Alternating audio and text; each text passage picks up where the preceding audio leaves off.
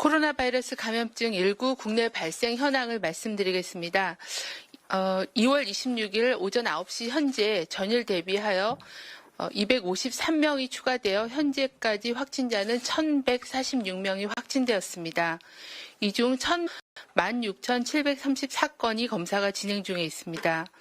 세부적인 사망자의 현황과 격리 해제에 대한 현황은 아래 표를 참고해 주시기를 바랍니다. 1명을 포함하여 현재까지 1,146명의 시도별 현황은 다음 표와 같습니다. 보시면은 대구가 678명입니다. 시도별 통계의 숫자는 저희가 2월 26일 날 9시를 기준으로 해서 집계를 하고 있고 검사 결과와 또 시도 시군구의 보고자료를 가지고 취합을 하는데 보고자료를 취합하는 그런 시점에 따라서 조금 확진 환자 수가 좀 다를 수 있음을 미리 오전 9시까지 50명이 확인되었고 이 중 동래구 소재의 온촌교회 관련된 사례가 23명으로 가장 많은 수를 차지하고 있습니다. 부산 연제구 소재 의료기관에서 추가로 1명이 확진보호사이고 현재까지 총 사회복지사를 포함해서 2명의 확진 환자가 발생한 코트 격리를 진행 중이나 입원 환자 중에 어느 정도 중증도가 있다고 판단되는 환자 이송 계획은 부산시가 검토 중에 있습니다. 대구 지역에서는 신천지 대구교회 신도 명단을 확보하여 유선 연락으로 증상 유무를 확인하고 있고 자가격리 수는 신속히 검사가 진행 중에 있습니다. 또한 해당 지역에 입원 중인 19세 이상 폐렴 환자 503명에 대한 검사가 진행되었고 2월 25일까지 총 6. 경북 지역에서는 칠곡구 소재 미랄 사랑의 집, 예천 극락마을, 다람 노인요양 공동생활가정 등 각종 시설 등을 중심으로 감염관리 강화와 모니터링을 강화하고 있습니다. 청도 대남병원에서는 2월 20일부터 격리 조치 중이던 직원이 1명 추가로 확진되어 현재까지 총 114명이 추가로 확인된 1명의 직원은 시설관리직이었고 주로 대남병원의 정신병동의 시설을 정비한 걸로 확인이 되었습니다. 현재까지는 80명 정도가 해당 병원에 입원 중에 있고 26명은 타 병원으로 이송되었고 7명은 사망하고 타 지역 거주자가 1명 그렇게 분류가 되고 있는 상황입니다. 청도 대남병원 관련하여 7번째 사망 사례가 발생하였습니다.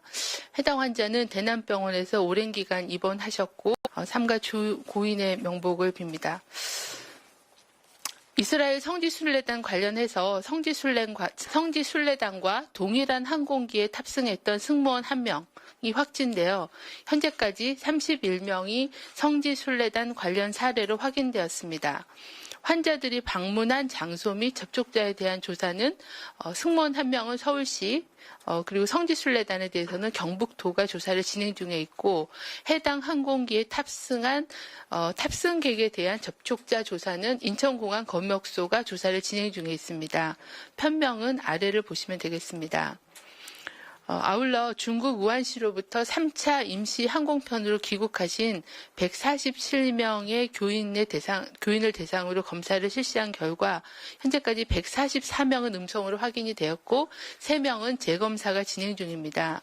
검사 결과 음성으로 확인된 대상자는 2월 26일 24시를 기준으로 격리가 해제되며 2월 27일 최종 퇴소가 가능하게 될 예정입니다.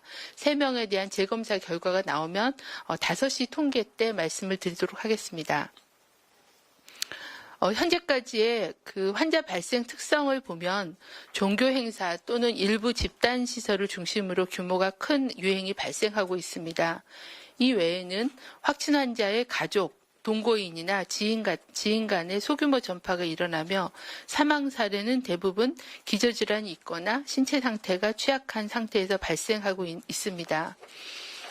국내 코로나19를 관리하기 위해서는 계속 말씀드린 것처럼 증상이 경미한 발생 초기부터 전파가 일어나고 또 굉장히 밀접한 닫힌 공간에서의 밀접한 접촉이 이루어지는 경우에 확산 규모가 커지며 대부분 경증이지만 기저질환이 있는 경우에는 중증 또는 심각한 상태로 진행될 가능성이 높습니다. 메르스하고는 특성이 다르기 때문에 이러한 코로나19의 특성을 감안한 방역 조치가 필요하다고 판단하고 있습니다. 특히 발병 초기에 경미한 증상으로 인한 전파를 차단하기 위해서는 발열, 호흡기 증상이 발생하면 초기부터 가급적 등교나 출근 등을 자제하고 가정에 머물면서 휴식을 취하는 것이 필요하다고 생각합니다. 두 번째는 닫힌 공간 내에서의 밀접한 접촉이 발생하는 종교 행사 등의 대중 행사들을 최대한 자제하고 각 지자체가 신속히 집단시설과 의료기관의 감염관리 활동을 강화하는 것이 필요합니다. 사망이나 중증의 환자를 예방하기 위해서는 65세 이상 어르신, 임신부, 만성질환자께서는 많은 사람들이 모이는 공간을 방문하는 것을 삼가하는 것이 중요하며 이러한 그 중증을 예방하고 피해를 최소화하기 위해서 지금 의료 전달 체계를 정비하고 있고 또 중증도에 따른 환자 분류와 전담병원 또는 국가지정 격리병상과 같은 그런 진료 체계와 의료 인력, 자원, 장비들을 정비하고 있는 상황입니다. 현재 감염병 특별관리 지역의 발생은 2월 16일경에 두 번째 예배에 참석하셨던 또는 그 즈음에 신도들끼리 많은 교육과 접촉이 있으셨습니다. 그 즈음에 노출된 감염자가 잠복기를 지나서 현재 저희가 그 신도에 대한 자가격리 상태에서 검사를 진행하고 있어서 증상이 발현되거나 이들에 대한 그런 밀접 접촉자에 대한 검사를 통해서 순차적으로 확인되고 있는 양상입니다. 이에 따라서 해당 지역에서는 지난주부터 강화된 방역 조치에 따라 자가격리를 철저히 이행해 주시는 것이 추가 확산을 차단하는 데 매우 중요하다고 생각합니다. 그 밖에 특별관리 지역의 시민들께서는 손 씻기, 기침 예절 준수 등 개인위생 수칙을 철저히 준수하는 한편 개인별로 식기, 수건 등을 개별 사용하고 집안에서도 여러 가지 환경을 깨끗하게 닦는 등 환경위생을 철저히 할 것을 당부드립니다. 신천지 대구교회 등과 다른 그 시도에서도 신천지 대구교회의 신도 또는 이 신도와의 접촉자, 가족, 지인 등을 통한 소규모 유행이 발생하고 있습니다. 그 외 타 지역에서는 이러한 그 교회와 연관된 연결고리를 우선적으로 확인하여 조사하고 지역 단위의 종교 행사, 집단 시설 위주로 발생을 하고 있기 때문에 이 부분에 대한 모니터링과 역학조사, 방역 조치를 적극적으로 실시하는 등 각 지자체가 총력을 다해 대응하고 있는 상황입니다. 신천지 교회의 모든 신도들에게도 다음의 사항을 지켜주실 것을 당부를 드립니다. 가능한 한 최대한 집에 머물고 외출을 자제해 주시길 바랍니다. 또한 발열, 호흡기 증상이 있으면 먼저 의료기관을 방문하지 마시고 1339나 보건소 콜센터를 통해 선별진료소를 방문하여 주시고 선별진료소를 방문할 때는 마스크를 착용하고 대중교통 이용을 피해 주시길 당부드립니다. 또한 여러 가지 생활수칙을 철저히 준수해 주시길 바라며 특히 자가격리를 하고 계시는 분께서는 의료인과 방역당국의 지시를 철저히 따라주시기를 바랍니다.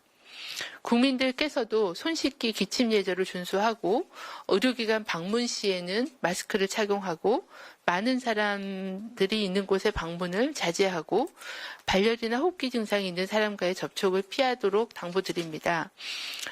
임신부, 65세 이상 어르신, 만성질환자 등은 가능하면 많은 사람이 모이는 장소는 방문하지 않도록 하시고 불가피하게 의료기관을 방문하거나 외출할 때는 마스크를 착용하는 것을 공고를 드립니다.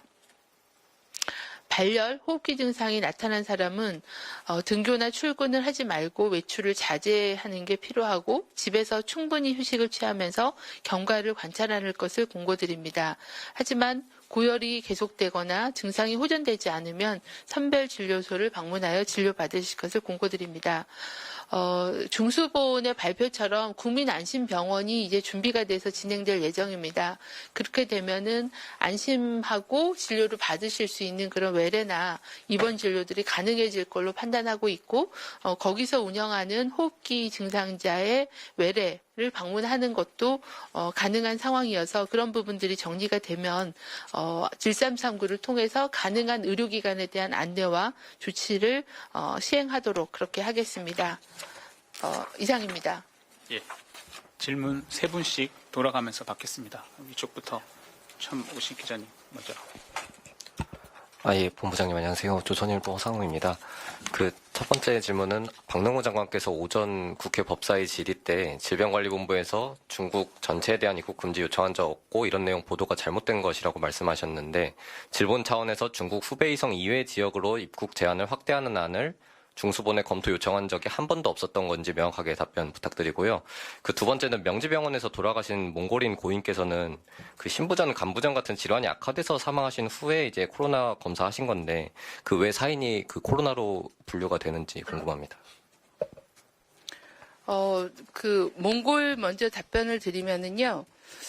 몽골 환자분의 경우에는 현재 사망 원인이 정리가 되어 있지는 않습니다. 왜 그러냐면 이분이 원래 간 경화나 간 질환이 있으셨기 때문에 사망 원인이 코로나19로 인한 건지 아니면 기저질환으로 인해서 사망하신 건지에 대해서 의무기록 조사나 아니면 다른 세부 검토를 통해서 사망 원인에 대한 조사는 진행할 예정이고요. 지금은 코로나19 검사가 양성이 나왔기 때문에 관련 사망으로 통계는 정리를 했습니다. 그 부분은 사인이 분류가 되면 그 부분에 대해서는 다시 최종 통계에서는 정리가 될 상황입니다. 이분은 저희가 받은 자료에 의하면 토열이나 다른 증상이 있었기 때문에 가지고 계셨던 간 질환이나 이런 걸로 인한 그런 사망으로 보이긴 하지만 의료 전문가들께서 전문적으로 사례 리뷰를 하고 아마 중앙임상위원회 등에서 판단을 해서 정리를 해서 말씀을 드리도록 하겠습니다. 중국 전면 입국에 대해서는 이거는 저희가 어느 정도 수위로 할 건지에 대해서는 정부 내에서 많은 논의와 토론이 있었습니다. 저희 질병관리본부 입장에서는 가장 고위험 지역인 후베이성을 1차 하자라는 그런 건의를 드렸고, 그리고 중국에서 춘절 이후에 다른 지역으로, 그러니까 처음에는 대부분이 우한을 둘러싼 후베이성에서의 발생이 있었기 때문에 그 부분에 대해서 우선적으로 조치를 시행을 한 거고요. 그 이후에는 후베이성 이외의 지역으로 확산이 되면서 좀 더 발생이 많은 주변의 여러 성에 대한 그런 발생 상황을 모니터링을 했고 2단계로 확대할 수 있는 그런 안에 대해서는 계속 위험 분석과 정부 내에서 논의는 진행을 하였습니다. 근데 전면 입국에 대한 부분들은 조금 입장이 다를 수 있을 것 같습니다. 왜 그러냐면 계속 말씀드린 것처럼 전면 입국을 하더라도 내국인 입국자 중에 반 정도는 내국인이기 때문에 그 내국인에 대한 그런 위험이나 유입에 대한 부분들까지는 차단하는 데는 한계는 있을 수 있다고 생각을 하였습니다. 그래서 이 부분은 정부 내에서 많은 논의와 검토를 거쳐서 의사결정이 된 부분이라는 말씀드리겠습니다. 네. 다음 기자님. 의원님 고생 많으십니다. 대덕넷입니다. 최근에 이제 국무총리를 본부장으로 하는 중앙재난안전대책본부가 나왔죠. 그래서 부처 간 협력은 어느 정도 진행되고 있고 그 본부에서 과학자나 관련 전문가의 의견이 실질적으로 지금 어느 정도 영향을 미치고 있는지 좀 말씀 부탁드리고요. 그리고 코로나 이제 1000명 단위로 오면서 국내에 이제 과학계에서 앞으로 의심 환자 더 늘어날 수 있다라는 분석 이어지고 있는데 이렇게 되면 대량으로 의심 환자를 좀 신속하게 진단해서 경증이냐 중증이냐를 잘 구분을 해서 이걸 격리시킬지 자가격리시킬지를 해야 되잖아요. 근데 이제 그 현장에서는 그 신속 진단하는데 이 키트를 신속 허가하는 법안으로 지금 잘 해주곤 있긴 한데 이게 더 앞으로 좀 더 전폭적으로 열려야 된다는 얘기가 있는데 이 부분에 대해서는 좀 어떻게 생각하시는지 말씀 부탁드리겠습니다. 네, 저희가 이제 국무총리 주재로 중대본이 가동이 됐고, 또 총리께서 이제 대구에서 직접 현장 지휘를 하시고, 오늘 아침에도 관계부처, 지자체, 단체장들과 관계부처 장관님이 참석하는 그런 중대본 회의를 진행해서 부처와 그리고 지자체 협력에 대한 논의를 진행을 하고 있습니다. 이 부분에 대해서는 이제 질병관리본부가 현황에 대한 분석을 진행하고 있고, 또 그런 부분에 대한 현황과 위험평가와 전략 방향에 대해서는 제시를 하고 있습니다. 대부분의 이제 논의는 각 부처가 시행하는 그런 대응 방안에 대한 부분들이 주로 많이 논의가 되고 있고요. 또 이 조직하고는 또 이제 별개로 여러 학술단체들 간의 어떤 범대위라고 하는 그런 여러 전문가 집단들 간의 위원회나 이런 부분들도 가동을 해서 의견을 충분히 듣고 있는 그런 상황입니다. 그리고 의심 환자 증가에 대해서는 이제 장기전에도 대비해야 된다라는 말씀을 드리면서 가장 필요한 그 R&D 영역이 검사법을 좀 더 개선하고 신속 진단할 수 있는 거, 그다음에 혈청 검사 같은 걸 통해서 뭐 무증상 감염자나 전체 면역도를 평가할 수 있는 그런 진단법 개선이 필요한 상황입니다. 현재 시장에도 그 신속 진단 키트, 인플루엔자 키트 같은 그런 신속 진단 키트가 나와 있는 제품들이 있습니다. 그래서 이 부분에 대해서도 식약처하고 같이 검토해서 쓰고 그 허가에 대한 거는 검토를 하고 있는데요. 제일 중요한 거는 이게 정확성과 유효성에 대한 부분을 봐야 되는 그런 상황이기 때문에 그게 검증되지 않은 제품을 현장에서 쓰기는 어렵습니다. 그래서 그런 검증, 정확성에 대한 검증이 통과가 되면 그런 거에 대해서도 순차적으로 허가해서 신속하게 현장 대응할 수 있도록 그렇게 하겠습니다. 또한 이런 부분에 대한 R&D 지원 계획도 가지고 있습니다. 네. 네. 그럼 세 번째 기자님. 서울경제신문 우영탁입니다. 현재 위중하신 분이 몇 분 정도 있는지 궁금하고, 그리고 치명률이 사실상 1%를 넘는 상황이 됐는데 후베이성을 제외한 중국보다 훨씬 높은 상황이거든요. 취약계층 위주로 집단 감염이 일어나서 그렇게 된다고 보는데 치명률을 낮추기 위해 가장 필요한 대책이 무엇이라 보는지도 궁금합니다. 아울러 검체 채취에서 어려움을 겪어서 검사 속도가 느려지고 있다는 지적이 있는데 어떤 부분이 어렵고 어떻게 대응하실 계획이신지도 궁금합니다. 일단 환자 상태는 저희 담당 팀장이 좀 정리해서 말씀을 해주시고요. 치명률에 대해서는 지금 저희가 사망하신 분이 현재 이제 12명까지가 이제 사망자가 발생한 상황입니다. 이 중에는 이제 경주 케이스라거나 아까 말한 몽골인 같은 경우는 사망 원인에 대한 재판단이 필요한 상황이고 잠정 통계로는 집계가 되어 있는 상황이고요. 두 분을 뺀다고 하면 10분 정도로 따지면 청도에 있는 대남병원에서 사망하신 분이 아쉽게 7분이십니다. 그래서 이 부분에 대해서는 아마 중앙임상위원회도 3시에 브리핑을 준비하고 계신 걸로 알고 있고 어떤 그 병원의 특성과 이 환자분들이 오랜 시간 입원하셨고 또 밀폐된 환경에서 장기간 노출되신 그런 부분들이 좀 가만히 돼서 봐야 되고 이거는 되게 안타까운 일이라고 생각합니다. 그래서 이 치명률을 낮추기 위해서 중요한 거는 환자를 좀 조기에 발견해서 이렇게 진행된 이후에 치료가 들어가는 게 아니라 조기부터 엄격하게 중증도 분류를 해서 이런 중환이 되실 수 있는 가능성이 있으신 분들은 중환자 치료가 가능한 그런 병원으로 이렇게 옮겨서 제대로 된 치료를 하게끔 의료 전달 체계를 빨리 갖추는 부분이 필요한 상황입니다. 그래서 오늘 중수본이 발표한 것처럼 그런 중증도를 신속하게 분류해서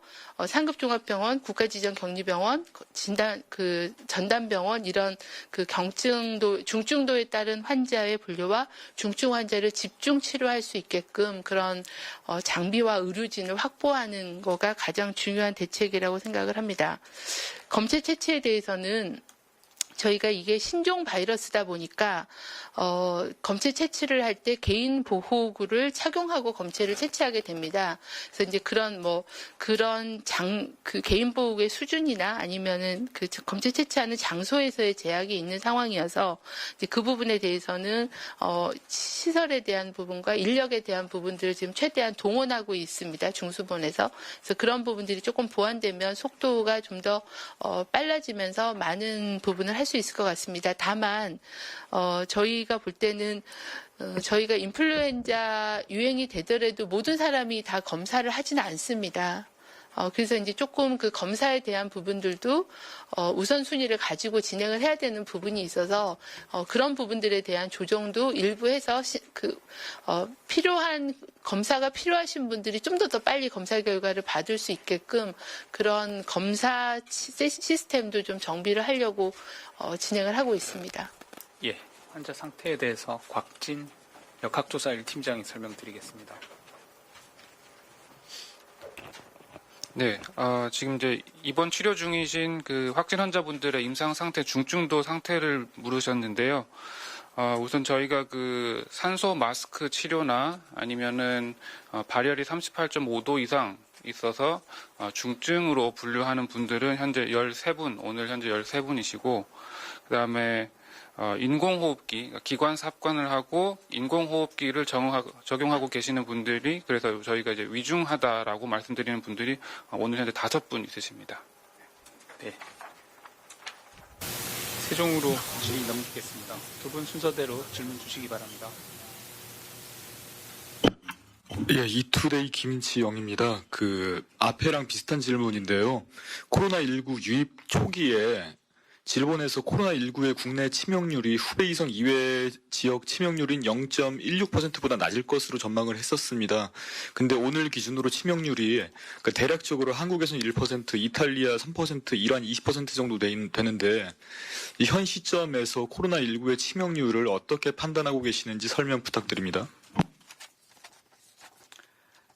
네, 그 치명률에 대해서는 아직은 환자분들이 다 치료를 또 받고 계시고 또 유행이 종료가 돼야지 정확한 치명률에 대한 추정이 가능하다라고 계속 말씀을 드렸고요. 중국의 치명률 통계도 이제 계속 통계가 진행되고 또 최근에 논문들이 나오면서 치명률의 수치는 계속 변하고 있는 그런 상황입니다.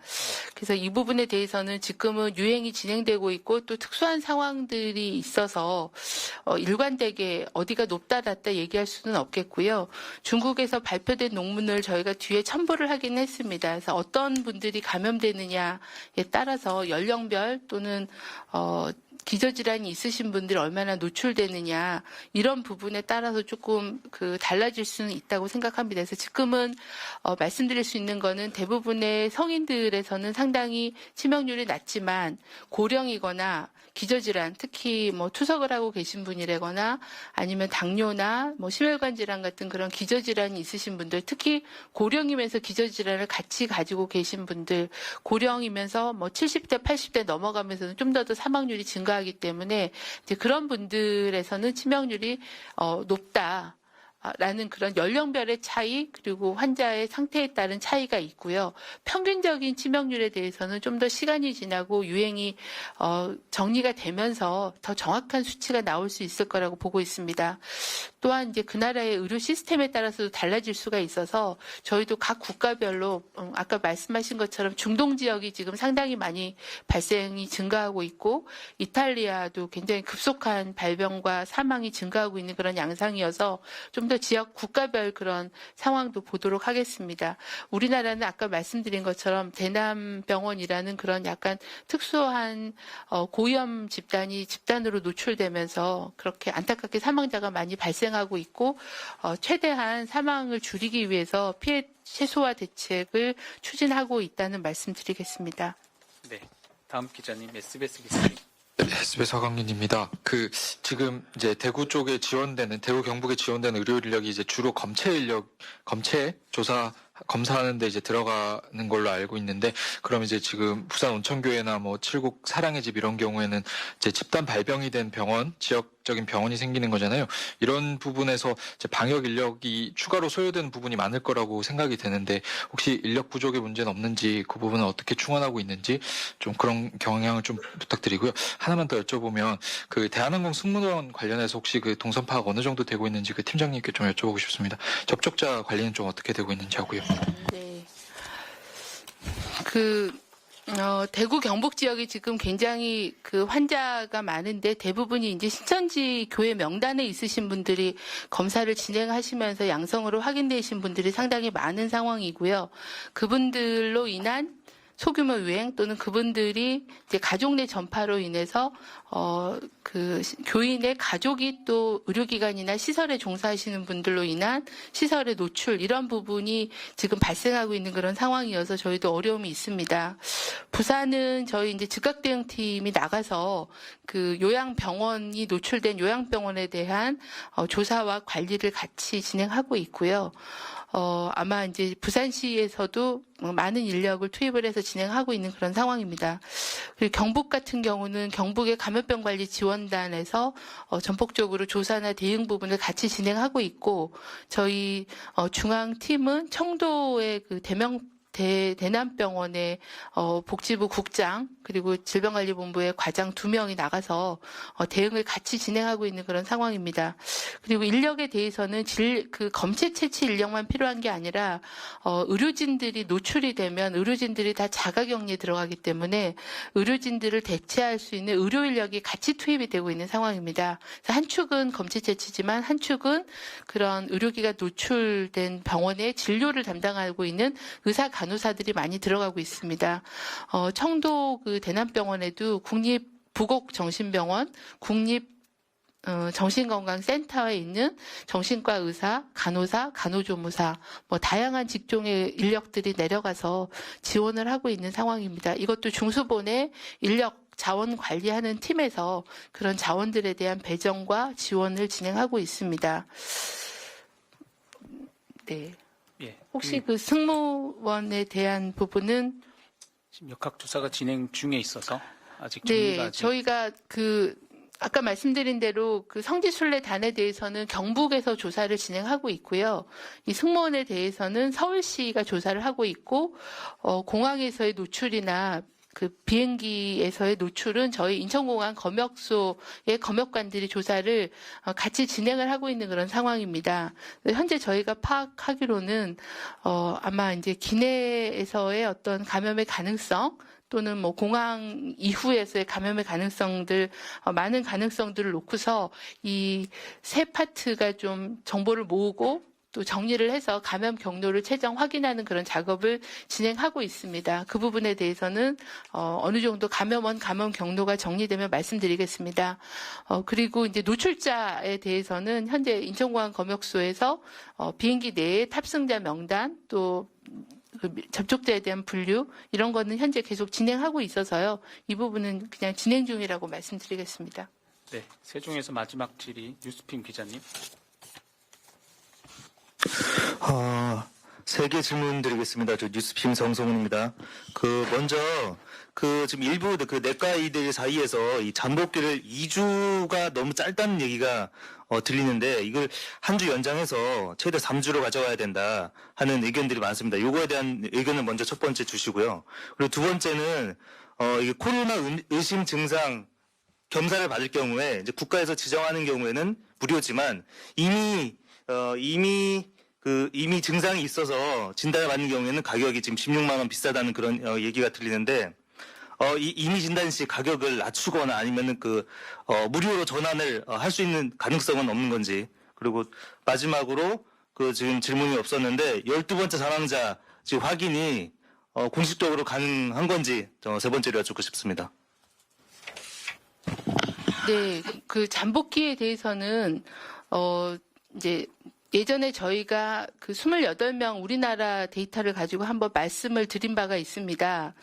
그때는 저희가 분석하기로는 노출 시점이 좀 명확하신 분들을 분석을 했을 때는 한 4일에서 5일 정도로 잠복기가 굉장히 짧은 특성과 발병 첫날 감염자가 많았다라는 그런 저희 우리나라의 데이터를 가지고 역학적 특성을 확인한 바가 있습니다. 그리고 잠복기에 대해서는 아직은 그 이후에 2주가 넘어가는 잠복기에 대한 보고 사례는 별로 많지는 않습니다. 그래서 그 부분도 어느 정도 좀 더 조사가 진행되면서 판단을 해야 될 것 같은데 지금 저희가 방역 조치를 하는데 기준을 14일 이상 확대해서 진행할 정도의 근거는 없다라고 보고 있습니다. 이거는 우리나라뿐만이 아니라 다른 나라들도 다 그 기준을 적용을 해서 진행을 하고 있는 상황입니다. 좀 더 예외적인 경우들이 보고된 바가 있지만 그 부분은 노출 시점이 정확한지 아닌지 그리고 또 현재 저희가 양성이라고 얘기하는 거는 PCR 검사가 좀 더 늦게까지 양성이 음성이 나올 수가 있는데 PCR 검사라는 거는 바이러스 조각을 유전자 검출을 하는 검사법이기 때문에 그게 살아있는 바이러스냐 전염력이 있느냐 이런 판단은 또 다른 차원의 검토와 검증이 있어야 되기 때문에 현재로서는 2주를 연장해서 조치를 할 근거는 부족하다라고 생각하고 있고 더 정밀한 자료에 대해서는 세계 각국 우리나라를 포함해서 좀 더 연구가 진행돼야 결론을 내릴 수 있을 것 같습니다. 임의로 본인이 비급여로 진단하는 부분에 대해서는 현재는 이제 객담과 상기도 검사를 다 할 때 한 16만 원 정도가 보험 수가이긴 합니다. 근데 현재는 저희가 가능성이 그 높은 의심 환자들이 주로 검사를 우선적으로 받아야 되고 그런 검사들은 저희가 의사의 소견으로 판단이 되면 다 무료로 본인 부담금까지 국고로 지원하고 있는 그런 상황이기 때문에 그거를 좀 더 확대해서 원하는 분들까지 검사를 해드리기는 어렵다라는 그런 생각입니다. 12번째 사망자 정보는 좀 있나요? 저희 보도자료 1페이지에 12번째 사망자에 대한 내용이 있습니다. 그 당구장 표시에 보면 26일 날 114번째 환자에 대한 정보가 있습니다. 12번째 사망자는 73세시고요. 아마 교인으로 확인을 하고 있습니다. 이분은 2월 14일 날 발병을 하셨고 그리고 2월 19일 날 대구의료원 선별진료소를 통해서 확진을 받고 대구의료원에 입원하셨습니다. 기저질환이 있으셨고 거기서 폐렴 치료를 받다가 호흡기 증상이 악화가 돼서 2월 23일 날 계명대 동산병원으로 옮겨서 기계호흡 치료를 받고 여러 가지 집중 치료를 받으셨습니다. 집중 치료를 받았음에도 불구하고 그 폐렴이나 아니면 전신 소변이 호전되지 않아서 오늘 새벽에 사망하신 걸로 그렇게 보고를 받았습니다.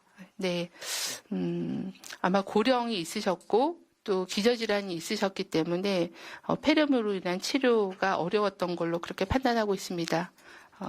고인의 명복을 빕니다. 예, 끝으로 당산의 기자님 3분 질의 받도록 하겠습니다.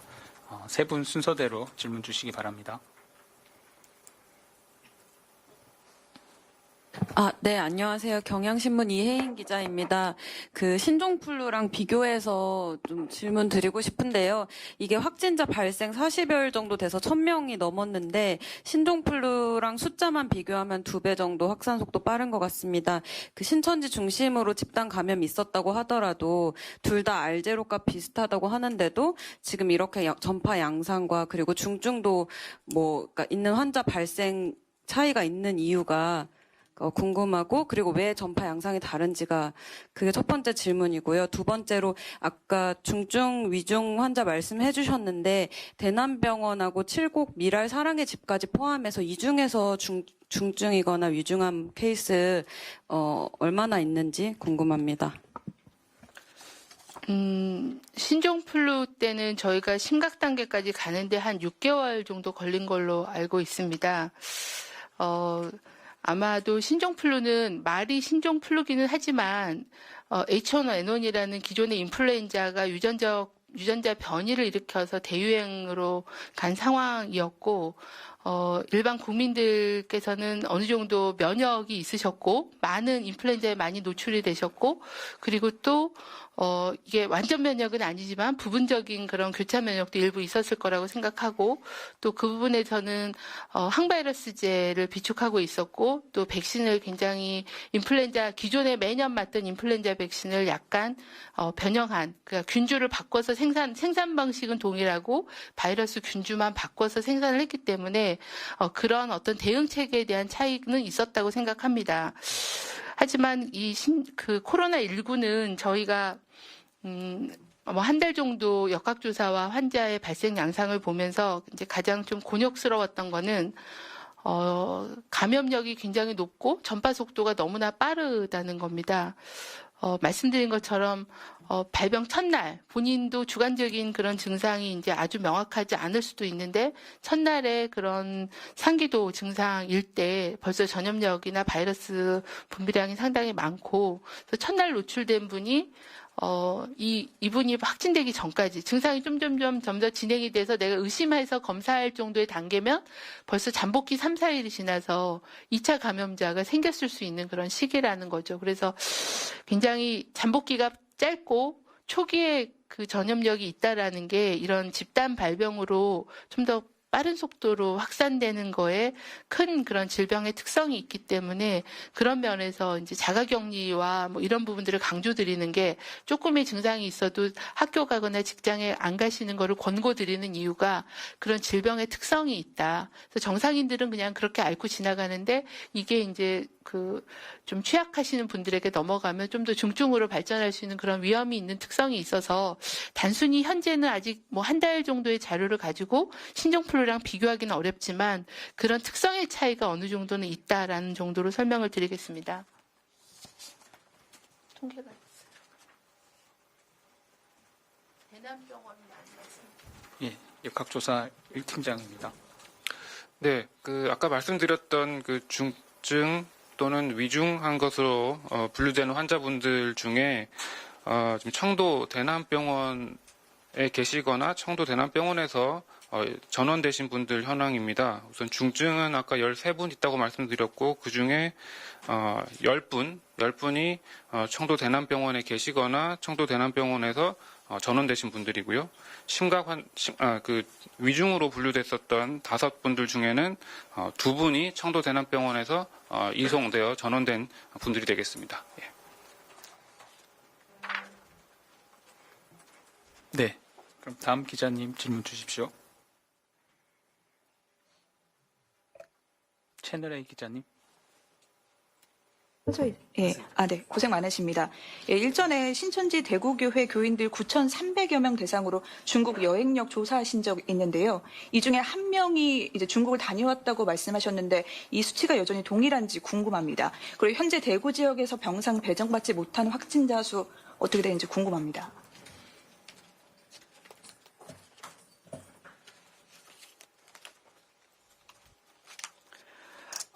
그 감염 경로에 대해서 조사를 저희가 계속 진행하고 있는데요. 제가 그 이후에 그 출입국 정보 확인에 대한 그런 대구 즉각 대응팀으로도 아직 보고를 못 받았습니다. 뭐 다른 뭐 베트남, 뭐 말레이시아, 동남아도 조금 있으시다고 정도만 들었고요. 그 부분은 좀 확인해서 말씀드려야 될 것 같습니다. 제가 좀 더 최근에 대한 정보를 갖고 있지 못해서 그 부분 확인해 드리겠습니다. 그리고 대구에서 아직 그 입원을 대기하고 계신 분이 이게 이제 시간마다 통계가 좀 다를 것 같은데 오늘 대구 시장 브리핑 자료에 의하면 309명 정도를 오늘 격리 입원시킬 거다라고 말씀을 하셨습니다. 근데 이 부분은 이제 병동이 진행되고 또 환자분들 중증도 분류해서 이송하고 하는데 상당한 시간이 소요되는 게 있고요.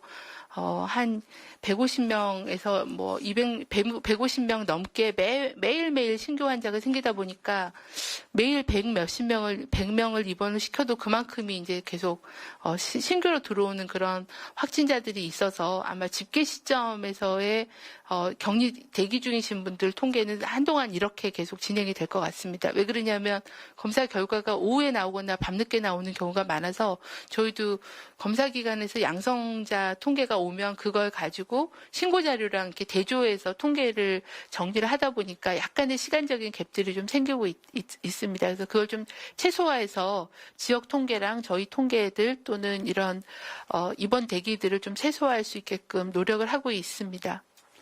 예, 그럼 오늘 마지막 질문 받도록 하겠습니다. 오신 기자님들 많은데 모두 다 질문 못 받는 점 죄송합니다. 지금 서울에 마지막 준비된 기자님이 계셔서 KBS 기자님 질문 받도록 하겠습니다. 네, 저는 KBS 김수영이라고 하는데요. 오전에 이어서 마스크 관련해서 질문을 드리고 싶은데 이게 마스크 품귀 현상과 관련해서 그 일반 국민들의 마스크 착용 수칙을 한 번만 더 설명을 해주시면 감사하겠습니다. 왜냐하면 오전에 일부 재사용 가능하다고 말씀을 좀 주셨는데 WHO나 저희가 취재한 전문가들은 재사용하지 말라는 등 말이 다 다르고 있거든요. 그래서 국민들이 좀 어떻게 행동해야 되는지 정확히 좀 알려주시고 또 이와 관련해서 그 현재 정부 차원 차원의 코로나19 마스크 가이드라인이 현재 있는지 오전 브리핑 때는 새로 만든 중이라고 하셨는데 이게 좀 어느 때쯤 만들어질 수 있는 건지 좀 말씀을 좀 부탁드리고요. 그리고 국내 허가가 안 된 그 일본 신종플루 치료제 아비간을 그때 수입 특례 적용해서 도입하는 방안을 현재 검토 중이라고 하셨는데 좀 어떤 단계신지 좀 궁금합니다. 네, 마스크 재사용에 대해서는 아마 마스크를 관리하고 있는 식약처에서 전문가 의견을 받아서 답을 드리는 걸로 저도 오전 브리핑을 받습니다. 그래서 그 부분은 좀 식약처하고 협의를 하도록 하겠습니다. 일단 제품에 대한 사용법에 대한 거는 좀 의견을 이제 전문가와 허가 관리 당국의 이야기를 좀 들어야 될 것 같고요. 저희가 마스크에 대해서는 공고를 항상 드리는 거는 이것도 우선순위가 좀 있습니다. 가장 마스크를 꼭 쓰셔야 되는 분은 발열 또는 호흡기 질환자, 호흡기 증상자는 마스크를 쓰시는 게 좋습니다. 저희는 발열이 있거나 호흡기 증상이 있으신 분들은 가능한 한 집에서 쉬시는 거를 공고를 드립니다. 그러니까 마스크를 쓰고 밖에 나오시라는 건 아니고 쉬시는 게 좋겠고 일정 정도 거리를 두고 기침위생이나 손위생을 철저히 하시는 거가 기본이시고요. 근데 유증상자가 혹시나 외출을 하거나 어디를 가실 때는 꼭 마스크를 써주실 것을 공고를 드리고요. 두 번째 마스크를 쓰시는 거를 공고를 드리는 거는 의료기관을 방문하실 때는 마스크를 쓰시는 거를 공고를 드렸습니다. 아무래도 의료기관에서의 노출이 있고 또 특히 유증사항이 있어서 내가 기침이나 발열이 있어서 의료기관 가실 때는 선별진료소를 가실 때는 꼭 마스크를 쓰고 가시면 의료진도 보호를 할 수 있고 본인도 보호를 받으실 수가 있거든요. 그래서 그런 경우에는 가장 우선적으로 마스크를 쓰시기를 공고를 드립니다. 그다음에 또 저희가 저희 그 행동수칙에서 공고를 드리는 거는 고령이나 아니면 만성질환자가 있으신 분이 사람들이 많은 곳에 가시거나 이럴 때는 마스크를 꼭 쓰시는 거를 그때는 공고를 드립니다. 하지만 이것도 마스크를 쓰시고 가시는 것보다는 안 가시는 쪽을 좀 더 공고를 드리는 거고요. 불가피하게 가실 때는 마스크를 쓰고 가시는 거를 공고를 드려서 가장 우선순위가 높게 저희 입장에서 공고를 드리는 거는 그러니까 본인의 보호를 위해서 공고를 드리는 거는 유증상자 의료기관에 진료받으러 가실 때와 고위험군이 사람들이 많이 모이는 곳에 가실 때 이 부분은 중점적으로 마스크를 저희는 공고를 드리고 있습니다. 예전에 이제 의협이랑 식약처가 공고를 드릴 때도 이렇게 공개된 공간이라거나 뭐 이런 부분들은 굳이 마스크를 공고하지 않는다라는 그런 얘기도 주셔서 좀 더 이제 위험 상황이나 발생 상황이 변경이 됐기 때문에 그런 변경들을 좀 반영한 그런 마스크 권고에 대한 말씀을 드렸습니다. 그리고 마스크를 쓰실 때는 마스크를 그냥 쓰는 게 중요한 게 아니라 제대로 쓰는 게 중요합니다. 그래서 제가 늘 말씀드린 것처럼 마스크의 겉면은 굉장히 많은 마스크를 쓰는 이유는 두 가지죠. 나의 비말이 남에게 이렇게 가서 남을 오염시키거나 환경을 오염시키지 않기 위해서 증상자들이 쓰시는 거고요. 또 하나는 만약에 근거리에서 그런 유증상자를 만났을 때 그런 비말이 나의 호흡기로 들어오는 걸 막기 위해서 쓰시는 거기 때문에 마스크의 겉면이 가장 더럽다고 생각하시면 됩니다. 근데 자꾸 의식적으로 마스크를 자꾸 만지시고 또 마스크를 이렇게 내리시고 뭐 코 밑에다가 걸치고 있고 이런 거는 마스크를 제대로 쓰시는 건 아니시거든요. 그러니까 마스크는 꼭 필요한 사람이 우선적으로 쓰시고 마스크를 쓸 때는 그런 주의사항을 철저히 지켜서 왜 마스크를 쓰는지에 대한 거를 벗을 때는 이걸 만져서 벗으면 손이 더러우니까 그렇게 벗으셨을 때는 반드시 손을 씻으셔야 되고 마스크 겉면을 만지지 않으시려면 끈으로 벗겨서 버리는 그런 식의 마스크를 제대로 쓰는 법도 좀 같이 국민들께서 좀 이해하실 수 있게끔 좀 더 쉽게 그런 자료들을 만들어서 홍보하도록 하겠습니다. 아비간에 대해서는 저희가 에볼라 치료제로 한 100명분 정도의 약을 이미 가지고 있습니다. 그런데 이거를 이제 허가외 목적으로 사용하는 거에 대해서는 중앙임상위원회랑 또 범대위의 이 치료 치료지침위원회의 전문가들이 있습니다. 이거는 임상적으로 환자 치료에 약을 쓸 거냐 말 거냐 어떻게 할 거냐라는 그런 의사결정을 해야 돼서 그런 전문가들, 임상의 의사들하고 협의가 진행 중에 있습니다. 그래서 필요하다고 하면 그런 약을 사용하는 절차를 만들어서 아비간을 쓸 수 있는 그런 걸 만들겠고 비축분이 많지 않기 때문에 추가적으로 물건을 확보하는 거는 식약처하고 협의가 진행 중에 있습니다. 아직은 좀 임상적인 근거나 의학적인 타당성, 진료 지침 이런 부분들에 대해서 전문가하고 협의를 진행하고 있는 상황입니다. 예, 그럼 본부장 마무리 말씀 짧게 듣고